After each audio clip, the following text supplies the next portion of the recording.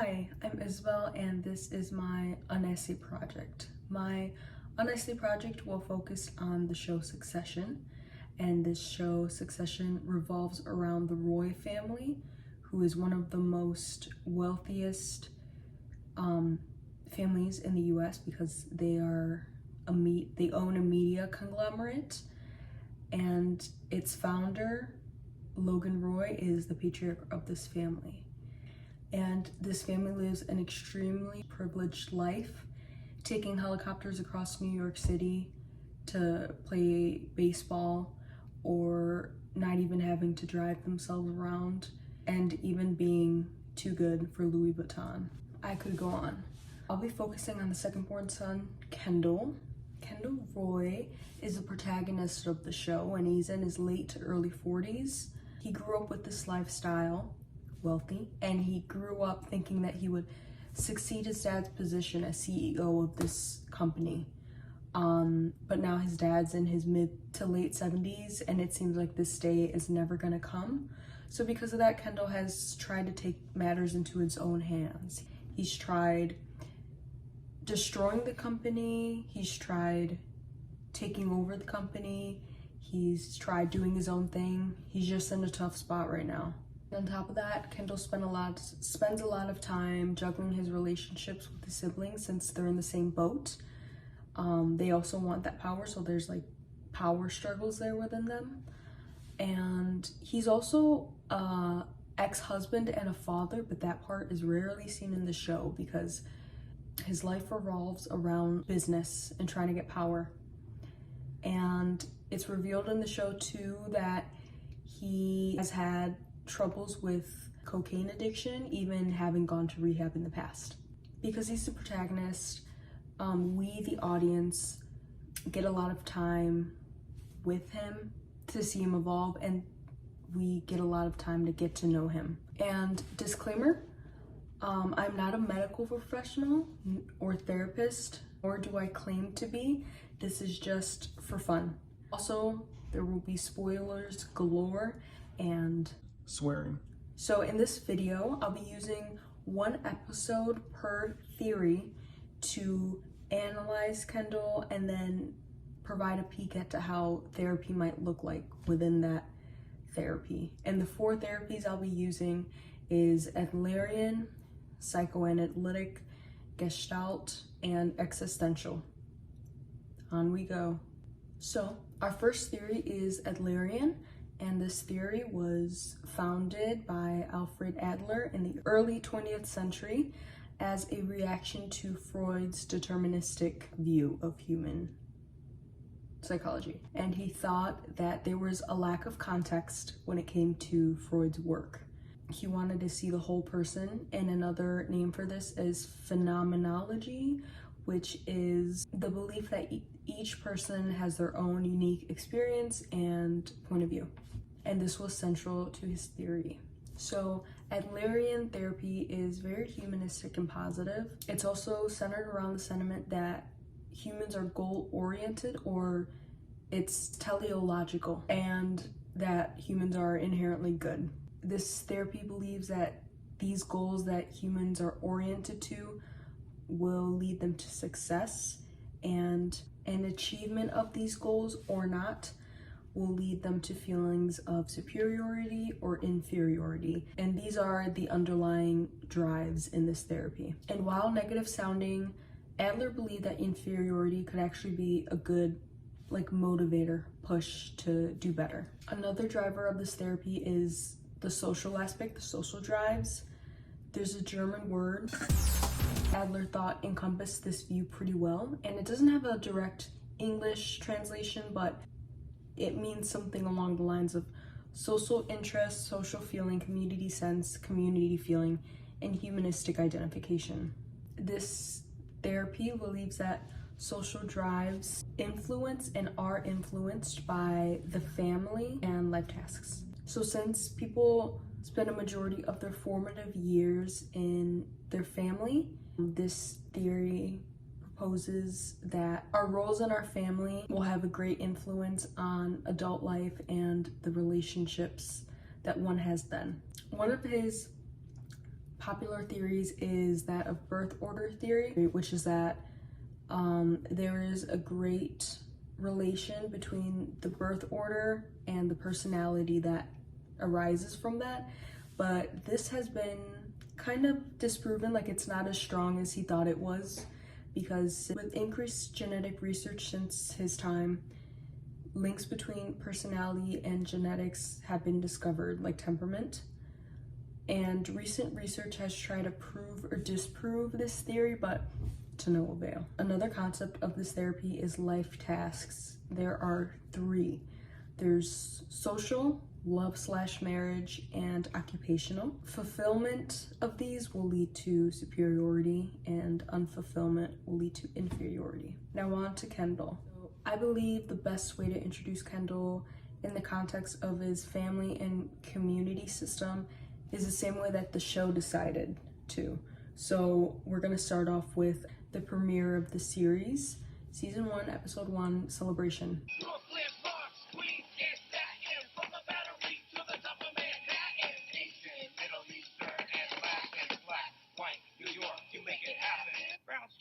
Towers, trees, skyscrapers, fighters, and Wall Street traders. I think this introduction to his character perfectly encapsulates how his perception of himself differs from how people actually see him. Whereas an Adlerian therapist might see it himself without and with context. Just looking at him at an individual level, he's wealthy, he's got the shades, he's got the expensive suit, doesn't need to bother with driving. He's about to become the CEO of his dad's company. He's the man. But if there were a man, hypothetically, he might look a lot like me. But as we come to see in the show, and even in this episode, he's not the guy that he builds himself up to be. His family system, cough cough, his dad, makes him feel feelings of inferiority that completely contrast with the image of himself. So his first duty here is to pull off a sale with another media company he likes, and he comes in guns a-blazing, trying to be all chummy. Hey, buddy. Good to see you. Come on, I came all the way up here, dude. Yeah, I'm sorry. Dude. He wants that. I think Walter is the shiz. We're the shiz? He's trying his best to seem likable, competent, and confident, but only for the other guys at the meeting to laugh at him. What's it gonna take? You want me to send a vintage Jaguar over to your house today? I'll do it. This could be interpreted as him trying to achieve his social life task, but failing, leading to him lashing out at his coworkers when they suggest he reaches out to his dad.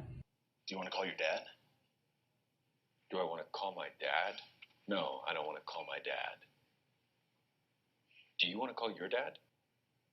No. Do you want to call your dad? Does anybody want to call their dad? Okay, nobody wants to talk to their fucking dad. This comment is threatening to his occupational task, and he was already feeling inferior in the social realm, but then I have this jab at his occupational realm made him defensive. Kendall's a nepotism baby, so for all we know, these feelings of inferiority and maybe even imposter syndrome may stem even deeper than we think they do. It may be an extra sensitive subject. A little later in the episode, Kendall bumps into his ex-wife, Rava, and he seems really excited to see her. He tries to rekindle their relationship, only for her to reject him and then to make a joke about his past cocaine addiction. Maybe, if you want, we could grab dinner for the handover. What, like 2 weekends? Are you seeing someone? Yeah, I am. And I'm just hoping this one doesn't leave coke smeared all over the kids' iPads. So it's not even halfway through the episode, and all of his life tasks have been obliterated. And we see the manifestation of the metaphor we saw earlier in the car. How he sees himself versus what's actually going on with context, with people involved. Like at first glance, he may look superior, but all of these things are happening with context under the surface that may be causing him to feel feelings of inferiority, especially when it comes to interacting with his dad. When discussing family and business systems, Beckert and Dreyer found that a family member who has a particular role in one system may carry over that role in another. This would make Logan the CEO of the family. And already, since we live in a patriarchal society, it's standard for fathers to have power, for old white men to have power, and for CEOs to have power. So Logan Roy has the big three.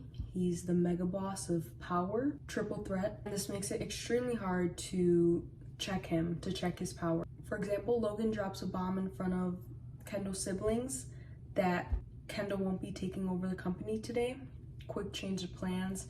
Instead, Logan will be carrying on for a couple more years. Kendall shows his disbelief and panic, but still in a respectful, subdued way, while his siblings are completely mute. I already mentioned to Kendall, despite the chatter and all things considered, I'm going to give it a couple of years. As in? I'll stay in situ as chairman, CEO, head of the firm. Dad, would you, what? It just said, son. Oh, you're not listening as usual. But you're not, what? It's no big deal. I'm staying on. We can discuss the details. You didn't tell me. We can announce you in pole position pending events and move up. This displays a family system with Logan Roy as an untouchable superior with little disregard for feelings. Another expression of power that Logan displays is when Kendall is passionately discussing his business rationale, and all Logan focuses on is his fist, then calmly asks if he wants to punch him, even nudges him a little bit. Upstream investment strategy to save us, if you'll just let me.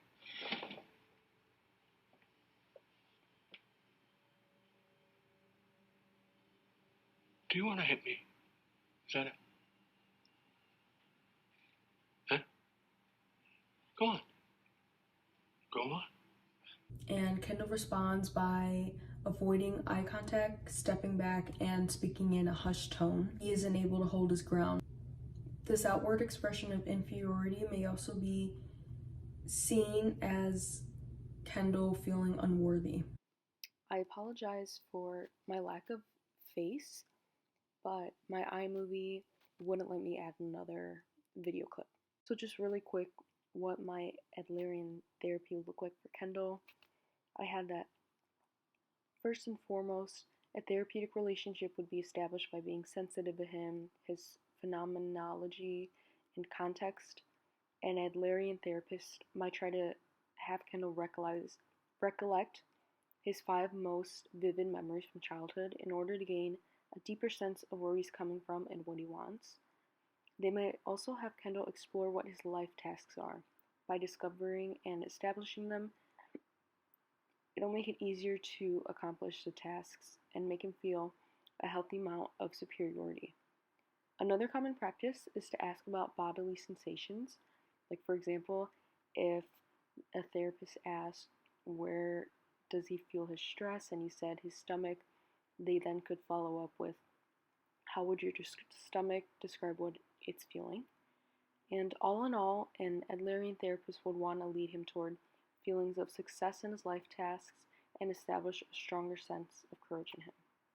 So next up is psychoanalytic, and this one is probably the most famous out of the 4, either because it's one of the older ones or because its theories are more salient, I don't know. But what I do know is that even though a couple of its theories have been debunked and Freud's theory isn't as commonly practiced today, its influence on therapy can't be ignored. So as mentioned previously, psychoanalytic theory was founded by the famous Sigmund Freud in the 1920s in Vienna, Austria. Freud believed that humans were unconsciously guided by our constant search for equilibrium between the 2 drives that are life drive and death drive. And life drive is sexual energy, and it has to do with survival and reproduction, procreation.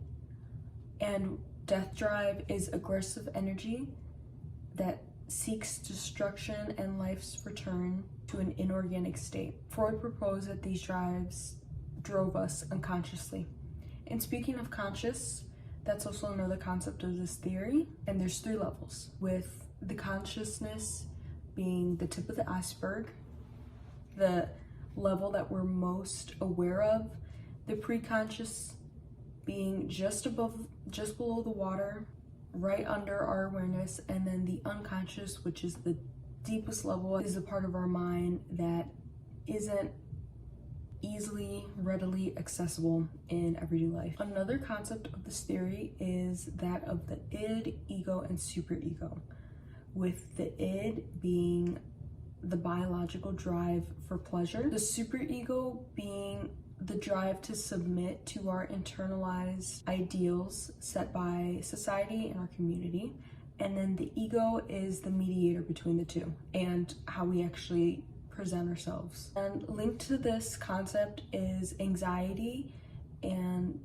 defense mechanisms. Anxiety is thought to be a symptom of repressing experiences, memories, desires, thoughts, etc. And it's also seen as a symptom of the ego's uncomfortability and its reactions to threats, which manifest in the form of defense mechanisms. And now we're gonna play that to Kendall. We'll jump all the way to the end of the season, and this episode's called Nobody's Ever Missing. It's Kendall's sister Shiv's wedding. He decides this is the perfect day to throw his dad under the bus by giving him a letter notifying his intention to perform a bear hug. A bear hug is a financial term move that's when a buyer offers to acquire a company at a premium, hoping that the shareholders put pressure on the board to sell. This could mean the board could pressure Logan to sell, which would make himself and the Roy family name lose control of their company and the power it gives them. This episode begins with Kendall giving his dad the letter containing his proposal of this. Starts off as collected as can be, trying to seem detached from his emotions, that it's just business. He also tries to say that It's just the situation that has arisen. based on this therapy, this could be seen as like a rationalization because he's expecting a big ego bruise from his dad, so this might be a way to lessen the blow. Then when Logan presses him, Do you even know what you're doing this for? Ideas. I have, I've wanted to do things. You can't even fucking say it. I can say it. Then say it. Do some good things. Logan can't give him a coherent answer, let alone competent or confident. Timidness and stuttering could be seen as a form of regression because the dynamic between Logan and Kendall this moment is very much of that, a father and a scorned child.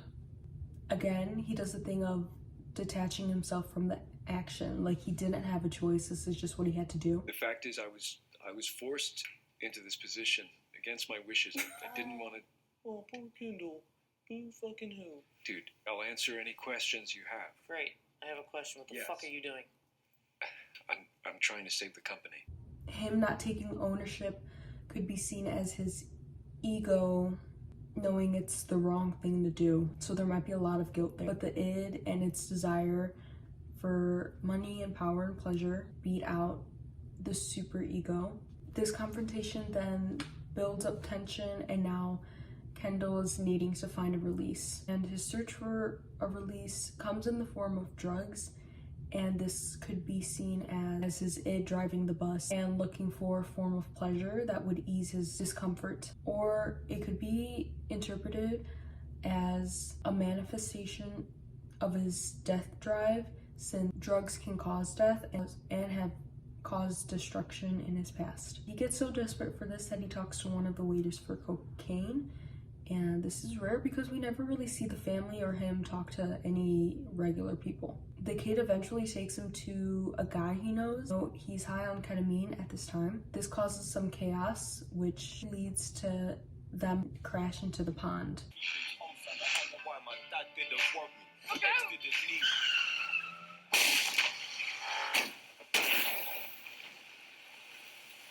Kendall's able to escape, and he tries to save the kid, tries to go in and plunge after him a couple times. This could be his super ego nudging him to do the right thing and save his life, while in contrast, if he listened to his id, he would have not even dove in the water. He could have just ran off and saved himself. Immediately when he gets home, he's scrubbing himself down super vigorously.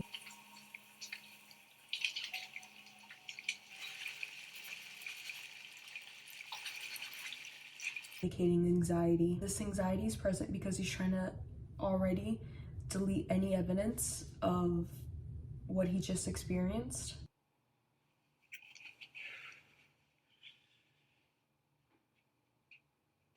After cleaning up, he puts on a smile, goes back to the wedding and dances with his kids. Before and after though, we get a look at his face and he looks troubled and disturbed and just in his head.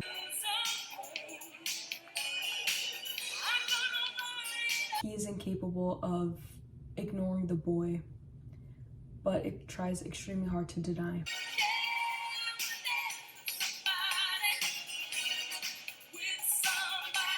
This is a defense mechanism of denial and not repression, since it's being done at a conscious level right now. Then the next morning, his dad confronts him about it and uses it as blackmail, and then Kendall denies it, but he's crying as he says it.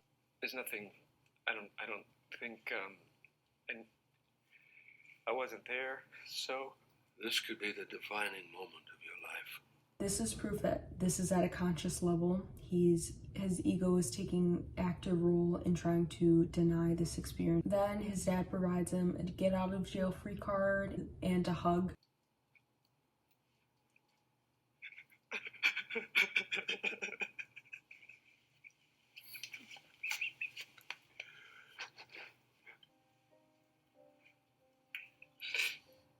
I'm sorry. Mirrors the regressive relationship that we saw in the beginning, only this time it's in the form of Logan coddling Kendall. Regression is also a defense mechanism that arises when ego faces trauma and desires to go back to a simpler, more comfortable time. So this episode was a roller coaster of emotions, and we saw the downfall of Kendall in one day due to his id's desire for pleasure in the form of drugs. Now, how might therapy look like? This therapeutic relationship is a little more closed off. There's not as much self-disclosure as the other ones. This is because transference is encouraged and thought to be helpful for Kendall to see his patterns of interaction emerge in therapy onto the therapist. These therapists may find a way to allow Kendall to talk uncensored and in a stream of consciousness to slowly get to the center. This is with the goal to increase his awareness and insight of himself. A psychoanalyst may also use fantasy because, as our guest speaker, Dr. Curry mentioned, it's a big part of contemporary analysis. Fantasy would allow a peek at the unconscious. This therapy would take a good amount of time too, because diving into the past and revealing inner motives takes time and trust. Out of all the theories, existential seems to be the most slippery. It's not as centralized as the others, consisting of a conglomerate of ideas and practices, borrowing from other theories but still having a perspective. Existential therapy focuses on the meaning of life and how that affects the common man. So some of its concepts are that we are ever evolving and can change our goals and plans at any time. Also, that life is infinitesimally big and small at the same time. Big because life as we know it, reality as we experience it, is our consciousness. In theory, our conscience is free to do whatever it wants. It's free to think anything it wants. And it's small because it eventually ends. Existential therapy wrestles with the anxieties and questions that arise with the freedom that comes with life. Existential therapists believe that this freedom of choice causes anxiety in people. They also believe that death causes people anxiety and may at times prohibit their ability to live authentically. There is emphasis put on the client to recognize their authenticity, and they believe that authenticity will be the thing that brings people peace. For this theory, I feel that no other episode encapsulates this therapy more than a birthday episode. So season 3, episode 7, Too Much Birthday, focuses on Kendall's 40th birthday. Birthdays are our yearly reminder of mortality. For many, this occurrence reminds us to take stock of our priorities, accomplishments, values, and all of the other human conditions. A bit of background on this episode. Kendall is turning 40 and has not seen his siblings for weeks. The huge sexual misconduct that was mentioned earlier, Kendall publicly threw his father under the bus again. And because of this bombshell backstab, his name has been in the press and his past has been brought up. So he's been kind of a controversial figure, kind of laughable at times too. And his action also led to a family rift that caused Kendall to not see his siblings in a while. So cut to the birthday planning, and Kendall wants to cause a huge stir with his birthday. He wants to make it seem like he's in on the joke. Like he's being ironic. He gets it. No, it's like I've got anti-fragile. I can accommodate anything. If I start second guessing, it collapses. Right. And he just wants a big birthday. He wants a big hoopla. He wants to invite all the A-listers. He wants to poke at himself. He wants to rent out the biggest venue, have a little museum inside, entertain his guests. Just fucking go nut. Pure excess, full bore, yeah? Yeah. What, no? Just wants a lot of validation. He cares a lot about his public image. But through all this excess, this episode gives us a glimmer of what Kendall values the most. So during planning, his assistant tells him all the A-listers that are coming. Anna, Tom, Corey, Jeff, Elon, Lucas, Jennifer, and Emma, yeses. And Kendall's like, yeah, kind of not paying attention, smoking a cigarette. And then he asks, And the Sibs? This is the first piece of evidence that Kendall cares about his siblings, even though a couple of days ago, Shiv publicly posted a really harsh statement that burned him. And then when we do get to the party, they eventually show up, and it's visible on his face that Kendall is really happy that they came. He tries to play up his character, his brand, being nonchalant and like he's the man. But then they bring him back to ground. They humble him by listing all of... Go on, tell us who's here. Who is it? Your dad, Your mom. your wife and kids, any real friends? his inner circle that's not there, but he brushes it off. It's the beginning of the party and he's still like high on their presence. And Robin quickly gives Kendall a card. Actually got something from Dad and myself, I suppose. What is it? Oh, it's your baby teeth and an iTunes gift card. It's nice. No, it's a nice thing. And Kendall's visibly is kind of thrown off. He shows his excitement by giving them a brief little tour, but immediately he says he has to go make his rounds. I'm happy you're here. Fucking best birthday ever. Okay. Later. But he only does that to sneak off to get a glimpse at the letter.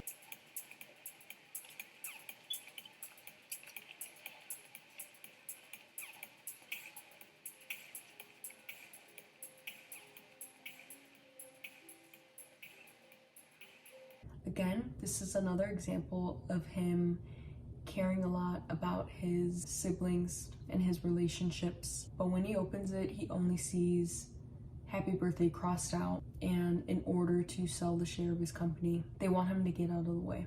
He's a burden.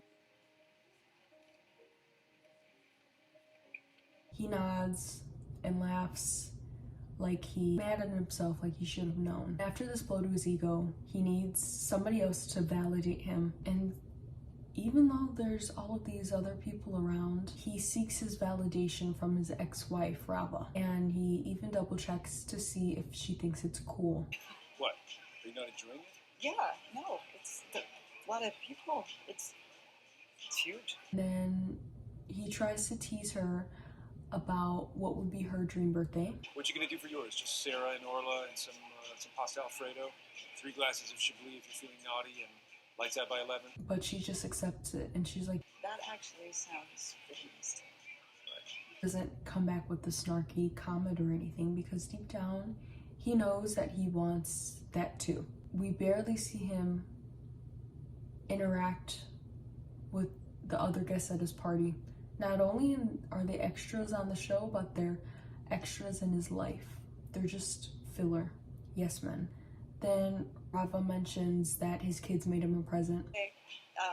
Did you get the kids present? They made something. What? No. They made me something? No, that didn't get to me. When you arrived, who did you give it to? And immediately his demeanor changes. He wants to know exactly when they dropped it off, who they gave it to. He's desperate for that actual human sentimental connection, and who can be more authentic to him than his kids. So, you know, he dashes to the gift room. You see all these gifts, but he's clawing his way through them to find the one that truly matters, his kids.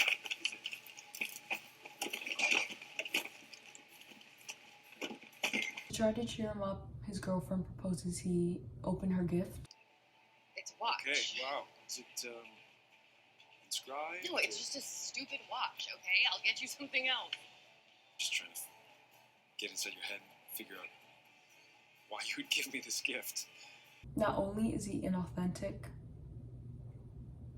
but as more and more loved ones display their psychological distance to him, he slowly realizes just how alone he is. As cliche as it is, money truly can't buy happiness. And that sentiment is heavily present in this episode and heavily present in existentialist therapy. He's attributed too much energy to conserving or building up his image instead of working on his relationships, and he's realized he's alone now.